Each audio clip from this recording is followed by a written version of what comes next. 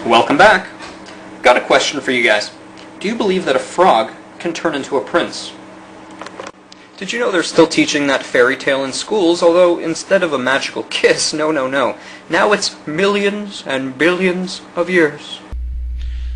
Well, if you actually believe that a frog can turn into a prince and believe that it's being taught in school, only instead of a magical kiss it's millions and billions of years, then you must be retarded, because as a matter of fact, the theory of evolution excludes that from ever happening. It can't happen, because frogs have split from humans a very long time ago, and they're evolving down different paths. They may have split, but they cannot re-merge together, and they never will. Of course, not that you creationists have any problem with distorting the truth. In fact, the only way that a frog could ever possibly turn into a prince is if a god did it, which presumably a god could very easily do this. So really, what you're arguing against is your own point, because a frog can only turn into a prince when you've got God. There are two ways to look at this world. One is to look at the Earth and say, this is amazing, a Big Bang made this from nothing. That is called the humanist worldview.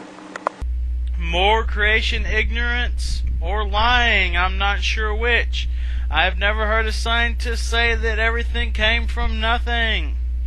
What they say is that the Big Bang was an event at the beginning of space-time as we know it, that eventually swelled into the universe as we see it. They will say that I believe it is 10 to the minus 34 seconds after the Big Bang. Whatever happened before that, we don't know. We really don't know. We're looking into it. We're trying to make that further back. We're trying to look further back past that point. But right now, as of this moment, we don't know what happened before that point.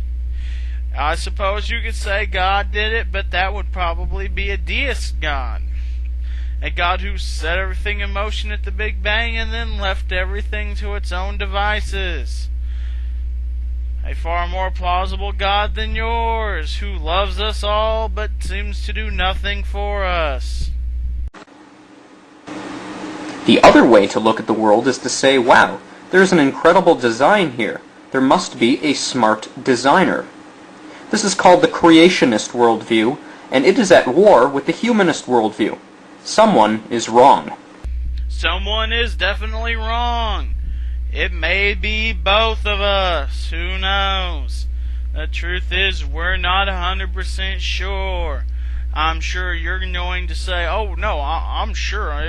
Yeah, I'm right. There's no way I could be wrong. I'm sure that's what you say, but that just proves your ignorance. I am willing to admit the possibility that I am wrong. I can only look at the evidence before me and make a decision. The evidence before me seems to point to the theory of evolution being correct and this universe being billions of years old. Could I be wrong? Of course I could. I'm sure, like I said, you can't though. I bet you will not admit to anybody you could be wrong, because you're 100% sure of yourself. Well, that just proves your ignorance and the reason we shouldn't listen to you. First, let's try answer the 4 great questions according to the 2 worldviews. Let's use evolution first. Who am I? What am I worth? Well, if evolution is true, you're nothing important. You're just a bunch of protoplasm that washed up on the beach. And you're not worth a thing. In fact, since you're a polluter of the environment, the more of you we can get rid of, the better. That is normal evolutionary thinking, if evolution's true. I'm not really sure what this has to do with proving anything. Regardless of what the answers to these questions are, the truth is still the truth. Just because answering it one way sounds better than answering the other way doesn't prove that the way that it sounds better is true. But as far as that, let me answer. Who am I? What am I worth? Well, who I am is Nathan Halverson, and what am I worth? Define worth. I mean, self-worth. I feel like I have a pretty good amount of self-worth. Societal worth, I guess that'd probably be about how much I make, so not quite so, don't have that much worth yet. What do you mean? Define this word you mean by worth, and maybe we can talk. Maybe we could come up with something, but until you do, this question is worthless. Where did I come from? Well, if evolution is true, you're just the result of a cosmic burp 20 billion years ago by sheer accident. Where did I come from? Well, I guess I was a result of the Big Bang, which slowly formed galaxies, and the stars in those galaxies died. They gave off more complex atoms. Those atoms eventually formed into planets, and those planets eventually had chemical compounds form on them. Those compounds eventually formed into complex self-replicating systems, or not so complex actually, I would believe, and they gradually grew more complex through descent with modification until I emerged. I really still don't understand what this has to do with anything, but the real question here is, what the hell is a cosmic burp? And what the hell do you mean by sheer accident? I've never heard a scientist use that word. I rarely even hear them saying by chance. The laws of physics after the Big Bang dictated that planets would eventually form. And the laws of physics say that all you have to do is have the right chemicals sitting around, and then life will form, and then evolution will begin. Why am I here? Well, if evolution is true, you're not here for a reason, you're actually here because there is no reason. And if it feels good, you might as well do it because you're going to die one day. So if you want to go murder anyone you want, or rob a bank, or, just make life miserable for everyone, by all means. I mean, hey, there's no meaning to life, right? I am here because my parents had sex and their parents before them had sex, and so on and so forth. But what you're alluding to here is incomplete and another bullshit reason you're trying to say that atheists are so wrong. Because you're trying to allude to the fact that you believe that atheists do not have morals, which is total BS. Let's think about this. If you look at the prison populations, atheists are among the lowest. In fact, lower, I believe, by far than the percentage of the population outside of prison.